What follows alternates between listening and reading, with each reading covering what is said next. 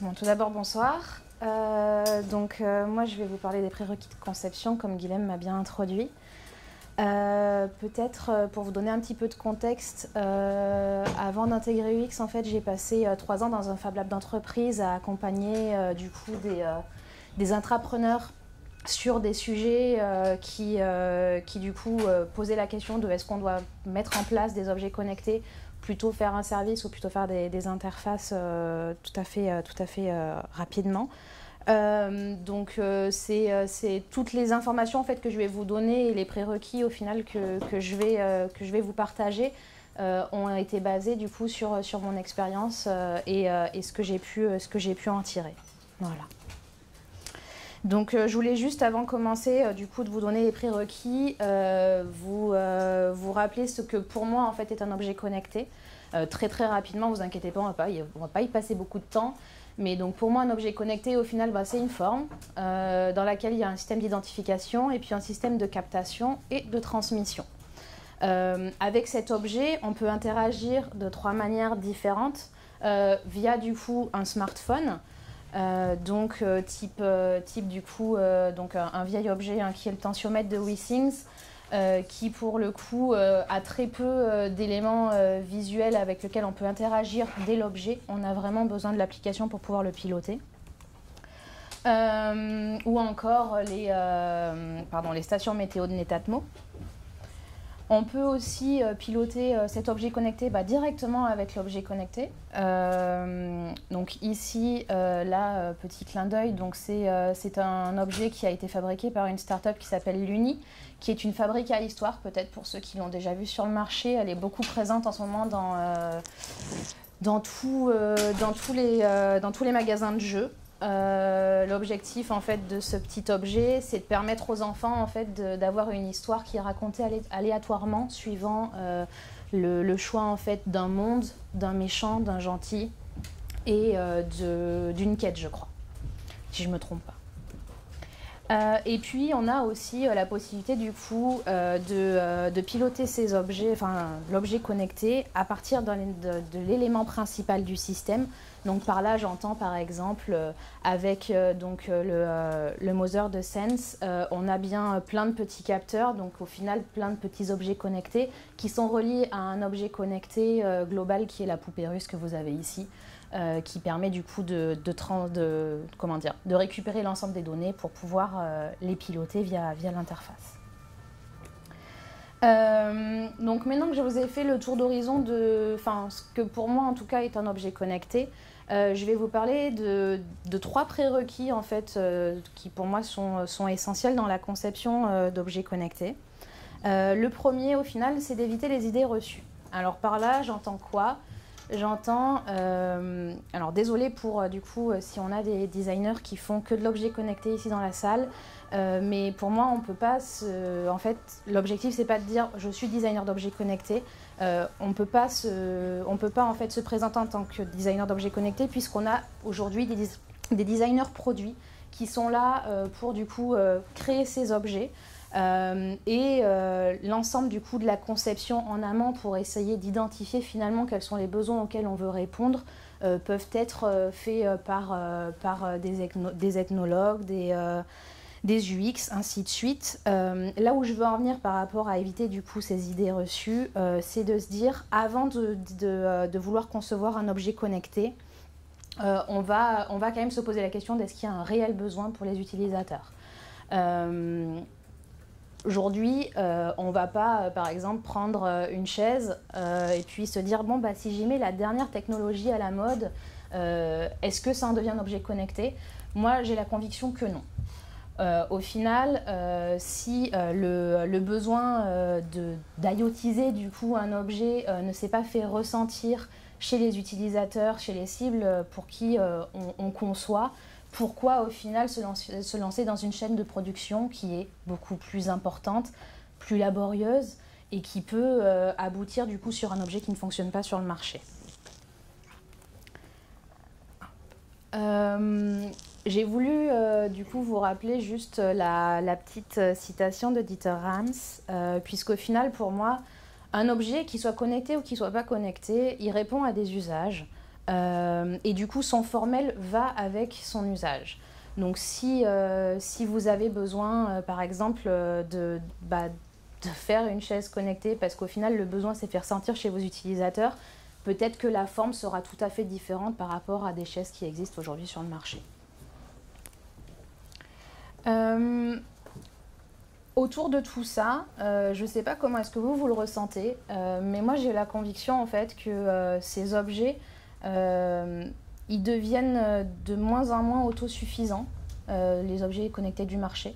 On a quand même besoin d'une interconnexion, de compréhension et de dialogue en fait entre tous ces objets pour commencer à comprendre en fait le sens que peuvent avoir ces objets. Aujourd'hui, on se dit qu'on a quand même beaucoup d'objets connectés qui sont gadgets.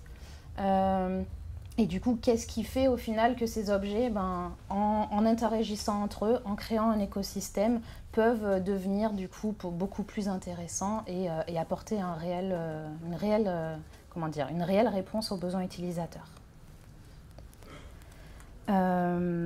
Et donc accroché à ça, je pense aussi qu'on a aujourd'hui un besoin en fait de pilotage qui commence à devenir universel.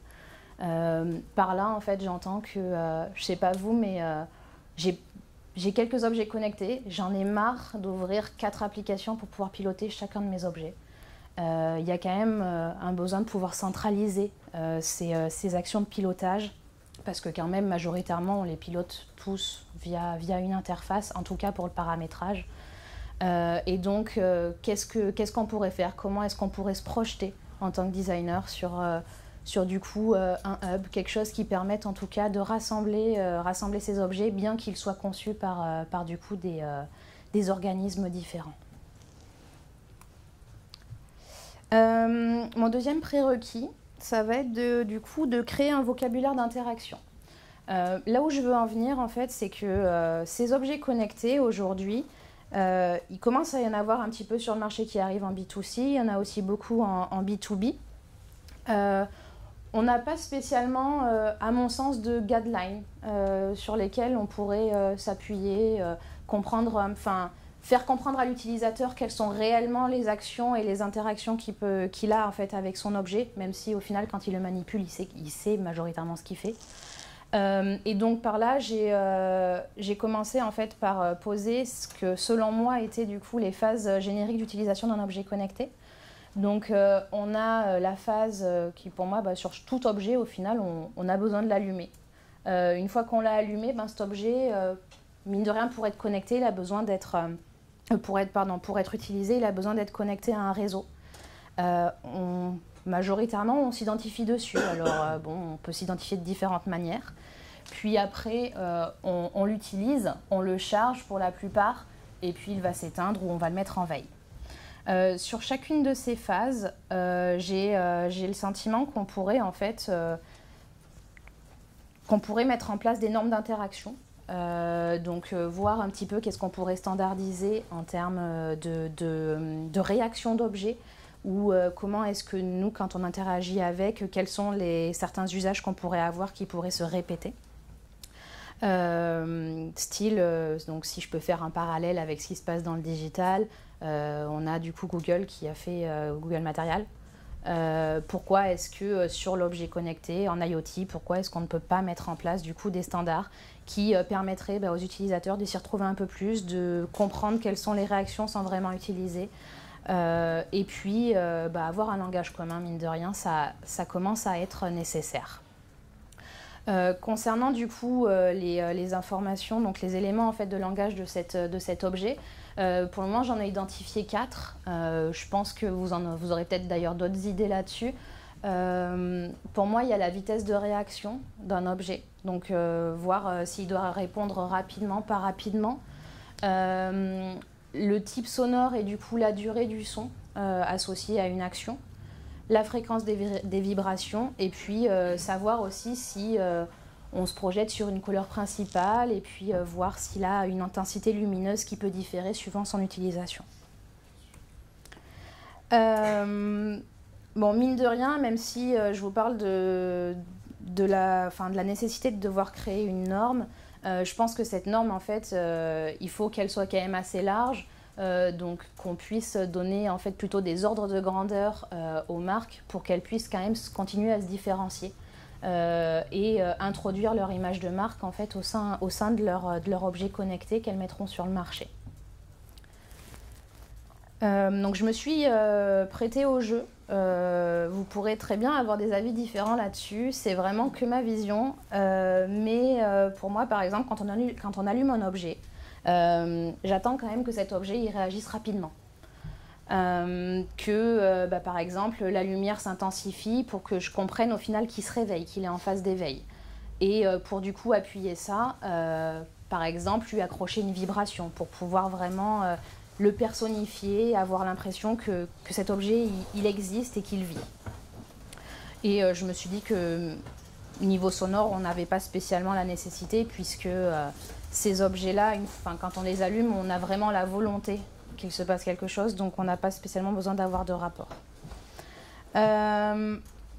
Pour se connecter au réseau, je pense que le clignotement en termes de réaction est très intéressant pour qu'on comprenne en fait qu'il y a un temps de latence jusqu'au moment où il est connecté en fait, et qu'il arrive en fait connecté au réseau. Qu'il va peut-être doubler aussi en intensité une fois qu'il est réellement là, qu'il est opérationnel. Et puis peut-être un son de succès pour bien appuyer le succès. Côté identification, j'attends aussi que la réaction elle soit rapide et puis pourquoi pas y accrocher des caractéristiques vibratoires pour faire comprendre que c'est bon, t'es bien là, t'es bien présent, je t'ai reconnu en tant qu'utilisateur sur l'objet. Et puis, pour la partie utilisation, mine de rien, en faisant cet exercice, je me suis rendu compte qu'il y a quand même beaucoup d'interactions qu'on peut avoir avec un objet. Je pense que vous en avez tous les jours avec tous vos objets du quotidien, qu'ils soient connectés ou pas. Donc, il y a quand même une nécessité de définir un panel d'interaction entre l'homme et l'objet avant de se lancer dans l'exercice de se dire, bon, bah, quelles sont les normes, qu'est-ce que je pourrais mettre en place et puis, du coup, voir si on peut standardiser aussi des interactions de pilotage d'interface.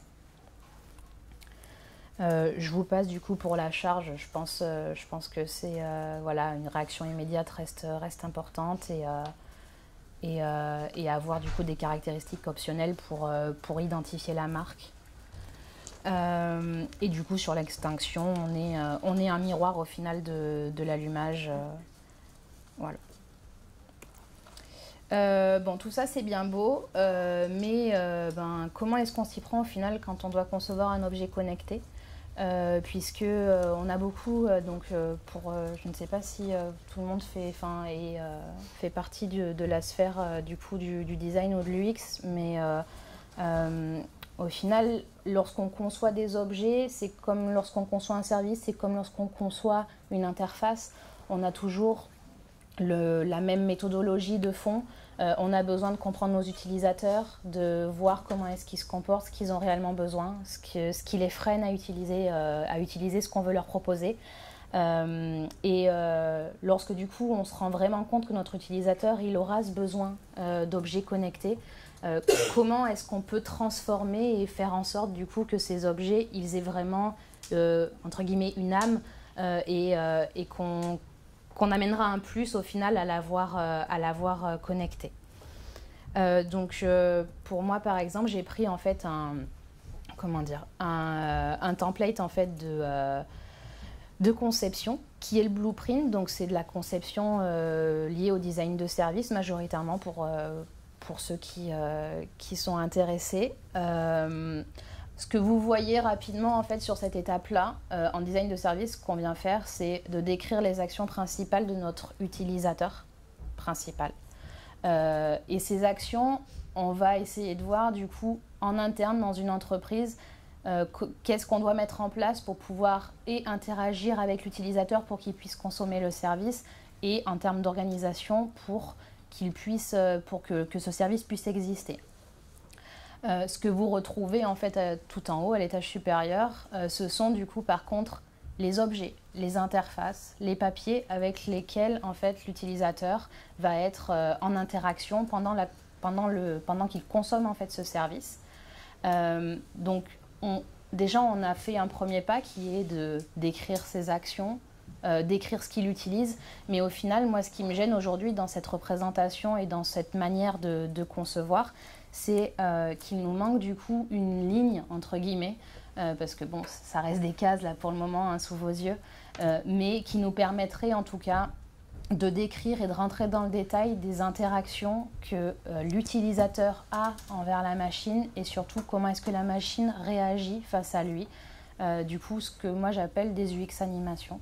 Voir comment est-ce que mon objet il va se comporter et définir du coup cette guideline qui au final est essentielle pour pouvoir concevoir l'objet en plus de le concevoir physiquement. Du coup, par rapport à ce template-là, je pense que c'est qu'un début. On a d'autres outils de conception, type des personas. On a aussi donc des tests utilisateurs. Tests utilisateurs, on aurait quand même besoin de revoir au final la manière dont on fait un test utilisateur, puisque face à un objet, on a quand même des comportements bien différents. Et surtout face à un objet du coup qui peut amener une partie digitale. Soit on a une interaction avec le smartphone, on a une interaction directe avec cet objet. Qu'est-ce que deviennent du coup les tests? Comment est-ce qu'un utilisateur, on peut observer ce qui se passe bien, ce qui se passe mal dans au final une expérience des fois qui peut être un petit peu discontinue puisqu'on va switcher entre deux choses. Voilà. Donc du coup, ce que je vous propose de retenir au final, c'est pas grand... Enfin, c'est plutôt des grosses idées. C'est que lorsqu'au final vous devez concevoir un objet connecté, il faut surtout se demander déjà s'il y a un réel besoin utilisateur avant de se lancer dans la conception d'un objet connecté. Vérifier qu'il a du sens et que ça servira à quelque chose. Et puis quand même, l'objet connecté, des fois, il est plus efficace qu'une interface. Avoir une manipulation rapide sur un objet, à la place d'ouvrir une application, rentrer dans le menu, aller dans la bonne page, mine de rien, des fois c'est du temps perdu. Et puis du coup un petit tips en fait de comment est-ce que, parce qu'au final un objet connecté, le concevoir c'est quand même une grosse chaîne de traitement. Comment est-ce que je crée du prototype? Moi au final ma petite astuce c'est de détourner les objets connectés qu'on a dans le marché aujourd'hui. On a quand même la chance d'avoir déjà un petit vivier intéressant d'objets connectés. Ces objets, ils sont quand même assez ouverts. La sécurité, des fois, elle n'est pas trop traitée. Donc, on peut se permettre de les hacker, entre guillemets. Et de se dire, si je change un peu mon usage, si je détourne mon objet, est-ce que je pourrais du coup répondre aux besoins de mon utilisateur? Qu'est-ce que je dois mettre en place pour que cet utilisateur il se sente bien et du coup, une fois qu'on sait réellement si ce prototype il peut fonctionner, voir comment mettre en place la vraie chaîne de production. Pour un exemple du coup très typique sur le Sense de Mozart, dans mon ancienne mission, on utilisait en fait un des capteurs qu'on plaçait sur la machine à café et dès qu'une capsule était insérée, le capteur réceptionnait du coup la vibration, elle comptait la consommation d'un café et du coup on gérait notre stock en fait de capsules de café grâce au petit capteur qui nous permettait de gérer plus vite ces choses-là. Ça nous permet de gagner du temps, c'est pas quelque chose qui au final reste usuel dans ce qu'il propose, mais ça remplit sa fonction. Voilà. Merci beaucoup.